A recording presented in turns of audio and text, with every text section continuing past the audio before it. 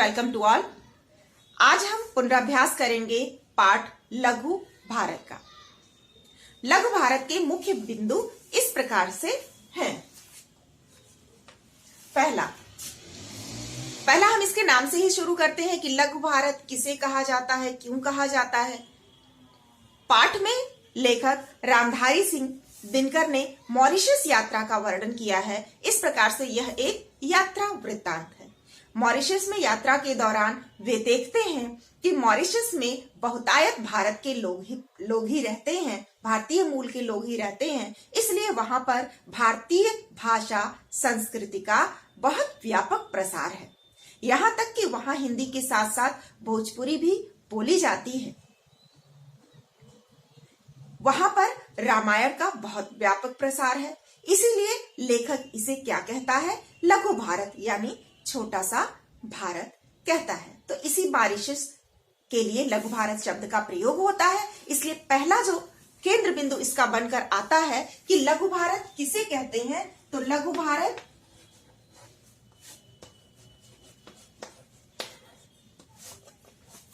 Mauritius को कहते हैं।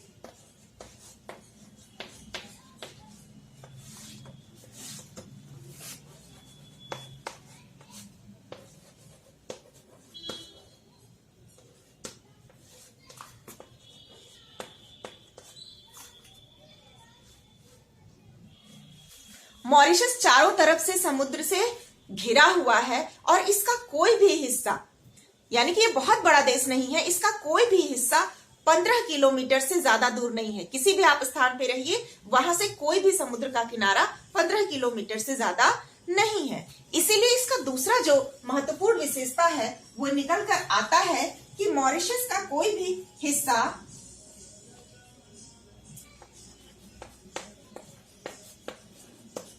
अगर पूछा जाए कि मॉरिशस का कोई भी हिस्सा समुद्र से कितना दूर है, तो आप लिखेंगे कि मॉरिशस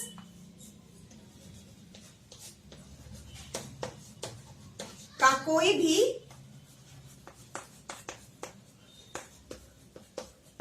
हिस्सा समुद्र से 15 मील।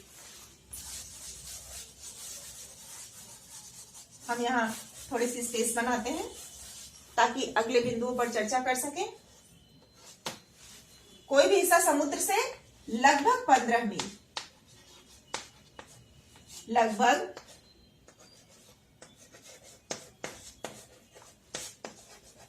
15 मील की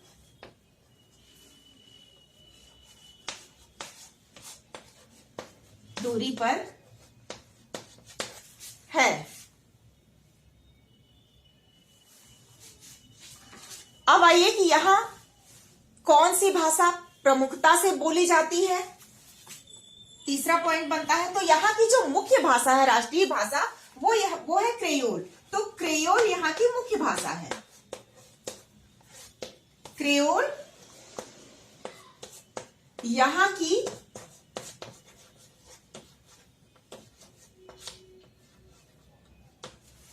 मुख्य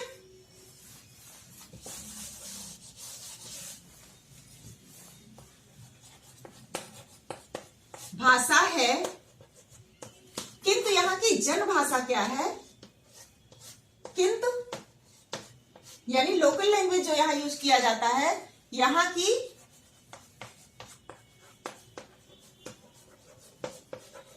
जनभाषा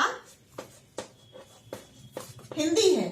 हिंदी के साथ साथ हिंदी की भोजपुरी शैली का भी प्रयोग यहाँ मिलता है। ये अलग बात है कि क्रियोल भाषा के भी बहुत सारे शब्द उसमें मिश्रित हो जाते हैं, और वहां पर हिंदी का व्यापक प्रचार है।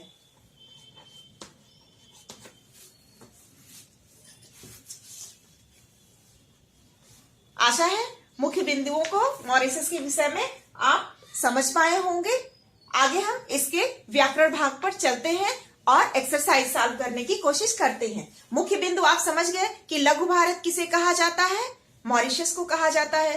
क्यों कहा जाता है? क्योंकि यहाँ पर भारतीय लोग, भारतीय संस्कृति, भारतीय भाषा को व्यापक रूप से देखा जाता है। यहाँ तक कि यहाँ की 67% जनता यानी 67% यहाँ की जो आबादी है वो भारतीय लोगों की ही है, भारतीय मूल के लोगों की है। यही नहीं, यहाँ पर हिंदी भाषा बोली जाती है। रामायण की संस्कृति का व्यापक प्रचार प्रसार देखा जाता है, इसीलिए लेखक ने इसे लघु भारत कहा है। मॉरिशस में सिर्फ लोग ही भारत के नहीं हैं, बल्कि वहां का व्यवसाय भी भारतीय लोगों से ही जुड़ा है।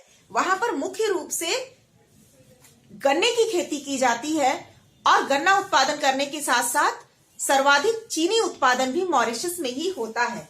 इस प्रकार से अगर हम तथ्यात्मक रूप से इसके व्यवसाय को देखें तो पहला क्या है, गन्ना उत्पादन यहाँ का व्यवसाय है, गन्ने की खेती, गन्ना उत्पादन, और दूसरा गन्ने से बना चीनी उत्पादन। तो गन्ने की खेती और चीनी का उत्पादन या चीनी उत्पाद ही यहाँ का मुख्य व्यवसाय है। ये दो कार्य यहाँ प्रमुखता से होते हैं। लेखक नैरोबी के जंगलों में भी थोड़ी देर के लिए रुका। वहां की विशेषता बताते हुए वह कहता है कि यहाँ जंगल जैसा जंगल नहीं है, यहाँ शहर से बाहर ही वनस्थली बनाई गई है और वहां पक्की रोड, पक्की सड़कें हैं। जानवर वहां पर विचरण करते हैं, लोग आते हैं, देखते हैं, चले जाते हैं। डर जैसी कोई विशेष बात नहीं होती, लेकिन वहां पर उन्होंने सिंहों के एक झुंड को देखा और दूर खड़े हिरणों के झुंड को देखा। तब वहां पर लेखक को कुछ नई बातों की जानकारी मिली, जैसे सिंह अर्थात शेर सूर्यास्त के बाद शिकार करते हैं, इसीलिए वहां पर 7 बजे के बाद फाटक बंद हो जाता है। सिंह सूर्यास्त के बाद शिकार करते हैं, यह एक मुख्य विषय वस्तु है। सिंह कब शिकार करते हैं अगर पूछ लिया जाए तो आप बता सकते हैं सिंह सूर्यास्त के बाद शिकार करते हैं। इसके साथ ही कुछ अन्य विषयों को भी हम देखेंगे, जैसे सिंह सूर्यास्त के बाद तो शिकार करते ही हैं, एक और विशेषता है इनकी। चौथे पॉइंट के रूप में वो विशेषता हम पढ़ेंगे, सिंह कभी भी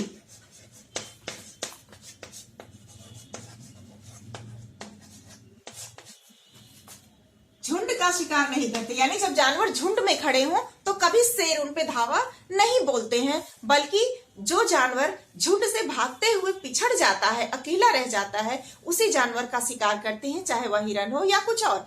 ये बात हिरनों को बहुत अच्छी तरह से पता थी, इसलिए हिरन थोड़े दूरी पर जाकर के झुंड बना करके खड़े हो जाते हैं, क्योंकि वहां पास में उन्हें सिंह के होने की आहट हो जाती है। तो ये भी एक विशेषता है। अगर पूछा जाए कि सिंह किसका शिकार करते हैं तो आप लिख सकते हैं कि सिंह कभी भी झुंड के जानवरों का शिकार नहीं करते हैं, बल्कि कभी झुंड का शिकार नहीं करते, वरन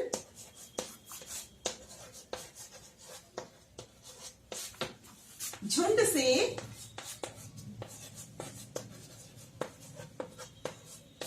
पिछड़े हुए हिरन, चूंकि हिरनों की बात हो रही इसलिए मैं हिरन लिख रही हूं, किसी भी जानवर के लिए ये प्रयोग होगा कि जो झुंड में होते हैं उनका शिकार नहीं शेर करते हैं, बल्कि पिछड़े हुए हिरन या अन्य जानवरों का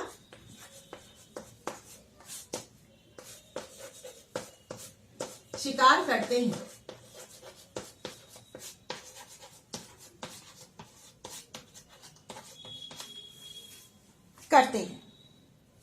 ये तो रहे मुख्य बिंदु।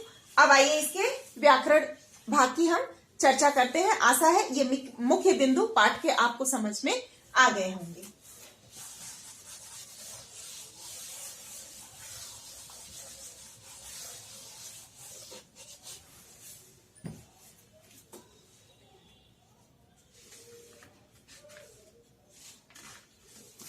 देखिए, सबसे पहले विकल्पीय प्रश्नों में पूछा जा रहा है कि मॉरिशस जाने के लिए लेखक की पहली प्रतिक्रिया क्या थी। जब उन्हें कहा गया कि आप मॉरिशस की यात्रा पर जाइए, चूंकि उस समय लेखक बीमार थे, इसलिए उनकी प्रतिक्रिया कैसी थी। तो पहला पॉइंट है कि उनकी प्रतिक्रिया आलस्य भरी थी। कैसी प्रतिक्रिया थी? आलस्य भरी प्रतिक्रिया थी। प्रतिक्रिया थी। ठीक है। दूसरा, मॉरिशस में अधिकांश लोग कहां के हैं? हमने अभी आपको बताया कि अधिकांश लोग भारतीय हैं और उनमें भी ऑप्शन में आपके दिया है भारतीय तो है, लेकिन किस स्थान के? बिहार उत्तर प्रदेश के या पंजाब हरियाणा के? तो यह भी एक मुख्य बिंदु है कि वहां पर मुख्यतः जो भारतीय मूल के निवासी हैं उनमें से अधिकतम बिहार और उत्तर प्रदेश के हैं। बिहार और उत्तर प्रदेश के हैं। अब किसी भी विकल्प बनाने के लिए भारत के बहुत सारे राज्य हैं, तो उन राज्यों में से किसी भी राज्य का नाम देगा, आपको ध्यान देना है कि वहां के मूल निवासी जो हैं वो मैक्सिमम भारतीय हैं और उनमें भी अधिकतम संख्या किसकी है? बिहार और उत्तर प्रदेश के लोगों की है। ये आपको याद रखना है। तीसरा प्रश्न बन रहा है कि मॉरिशस में हिंदू संस्कृति की रक्षा कौन कर रहा है? तो महाभारत की गाथाओं के द्वारा हो रही है, महाभारत की कहानियों के द्वारा, या रामायण की? तो लेखक का विचार है कि वहां पर रामायण की कथा का व्यापक प्रचार है। तो हम जो विकल्प चुनेंगे वह होगा रामायण की कथाएं। ठीक है। रामायण की कथाओं का वहां पर व्यापक प्रचार प्रसार है, उसी का प्रभाव मुख्य रूप से देखा जाता है। लेखक की प्रतिक्रिया कैसी थी? आलस्य भरी थी। किन भारतीय लोगों की अधिकता है? बिहार और उत्तर प्रदेश के लोगों की। किस कहानी का ज्यादा असर देखा जाता है? किस गाथा का? रामायण का ज्यादा असर देखा जाता है। अब हम आते हैं अगले एक्सरसाइज पे, देखते हैं कि अगले एक्सरसाइज में क्या पूछा गया है।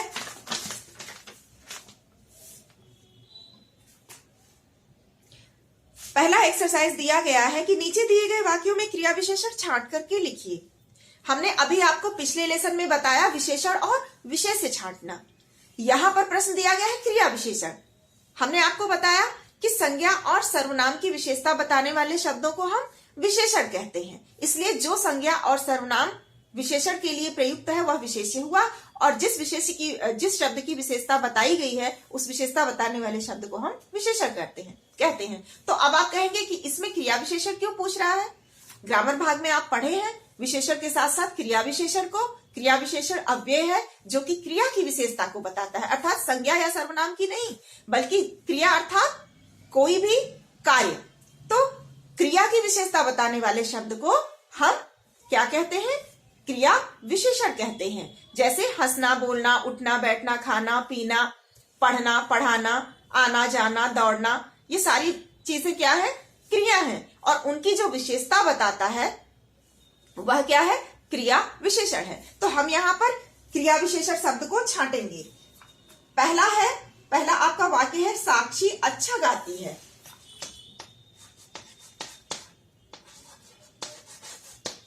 साक्षी कोई भी नाम हो सकता है, किसी को भी कहा जा सकता है। विनीता अच्छा गाती है, गरिमा अच्छा गाती है, दिया अच्छा गाती है, रिया अच्छा नृत्य करती है। यानी कि हमको सिर्फ ये देखना है कि क्रिया क्या है और क्रिया की विशेषता बताने वाले शब्द क्या है। हमको क्रिया विशेषण को छांट करके उत्तर में लिख देना है।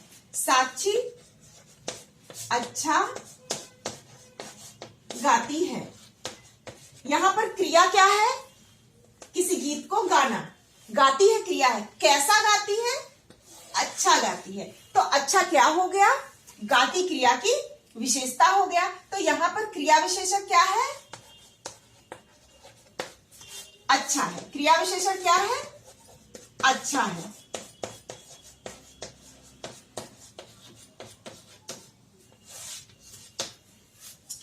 दूसरा वाक्य देखते हैं।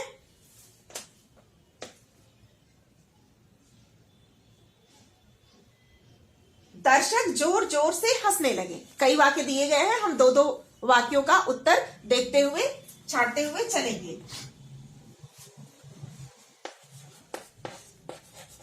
दर्शक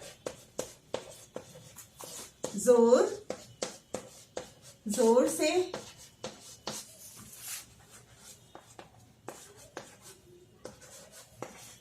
हंसने लगे। तो क्रिया कौन सी यहां पर हो रही है? हंसने लगे, हंसने की क्रिया हो रही है। और कैसे हंसने लगे? जोर जोर से। क्रिया की विशेषता क्या है कि वो जोर जोर से हंसने लगे। तो यहां जोर जोर से शब्द क्या हो गया? क्रिया विशेषण हो गया।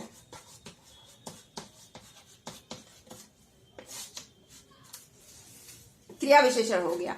इसी प्रकार से अन्य वाक्य है, मैं रोज घूमने जाता हूं। तो घूमने की विशेषता क्या है कि मैं प्रतिदिन जाता हूं, इसलिए रोज शब्द या प्रतिदिन शब्द क्रिया की विशेषता हो गई। इसी प्रकार से मेरा घर विद्यालय के पास है। तो घर की विशेषता क्या है कि वो मेरे विद्यालय के पास है। तो के पास शब्द जो है वह क्रिया विशेषण हो जाता है। क्रिया विशेषण भी कई प्रकार का होता है। जैसे यहाँ स्थान के बारे में बता रहा है के पास, तो वो स्थानवाचक हो गया है। और कैसे प्रश्न करने से जो उत्तर मिलता है, ठीक है, जैसे जोर जोर से, कैसे जोर जोर से, तो ये आपका रीतिवाचक क्रिया विशेषण हुआ। लेकिन यहाँ पर उपभेद नहीं पूछा गया है, इसलिए आपको सिर्फ क्रिया विशेषण छांटना है और लिखना है कि क्रिया की विशेषता क्या है। अंकिता कम खाती है, तो खाने की क्रिया तो हो रही है, लेकिन कितना खाती है? कम खाती है। तो परिमाणवाचक क्रिया विशेषण यहाँ पर है, लेकिन यहाँ पर आपको सिर्फ क्रिया विशेषण छांटना है। तो आप कम शब्द को अंडरलाइन करेंगे या कम शब्द को अलग लिख करके लिखेंगे कि ये शब्द क्रिया विशेषण है। आइए अन्य एक्सरसाइज की ओर चलते हैं।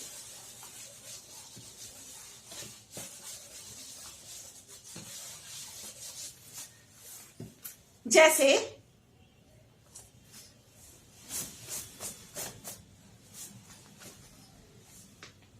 दिए गए शब्दों के दो दो अर्थ लिखिए। अनेकार्थक शब्द आपने पढ़ा होगा ग्रामर भाग में, वही चीज यहाँ पर पूछी जा रही है कि कोई शब्द दिया है, इसके दो दो अर्थ लिखिए। तो कभी कभी भाषा में हम कुछ ऐसे शब्दों का भी प्रयोग करते हैं जिनका एक ही अर्थ नहीं होता, बल्कि अनेक अर्थों के लिए उस शब्द का प्रयोग किया जाता है। यहाँ पर भी हमें इसी प्रकार से देखना है कि किस शब्द का अन्य अर्थ क्या होगा। पहला शब्द है सूत्र। कुछ शब्दों का अभ्यास हम यहाँ पर कर लेंगे। तो सूत्र का दो अर्थ हमको बताना है।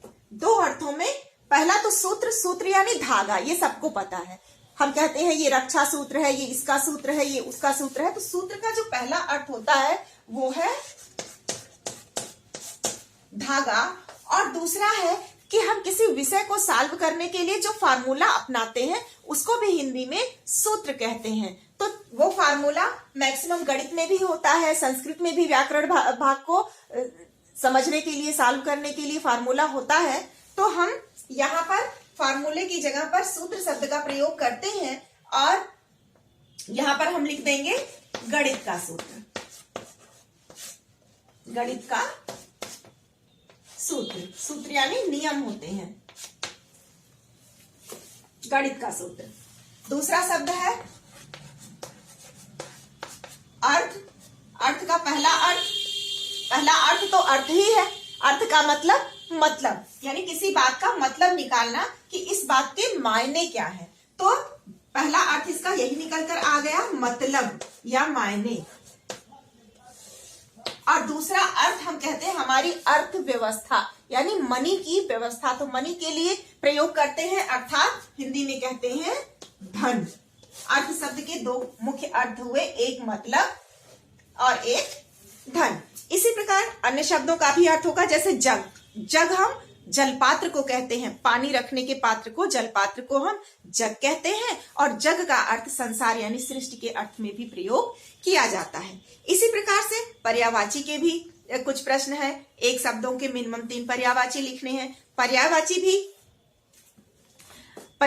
भी आपको सॉल्व करके दिया गया है। आप सभी एक्सरसाइज के प्रश्नों को इसी प्रकार से एक बार लिखित रूप में अभ्यास करके याद कर लें, जिससे आपको पता चल जाएगा कि कितने प्रश्न अभी आपको याद हुए हैं, कितने नहीं, और आगे आपको और कितनी मेहनत करनी है। अगले भाग में हम फिर अगले पाठ पर चर्चा करेंगे, अगले पाठ का पुनराभ्यास करेंगे। तब तक प्रतीक्षा कीजिए।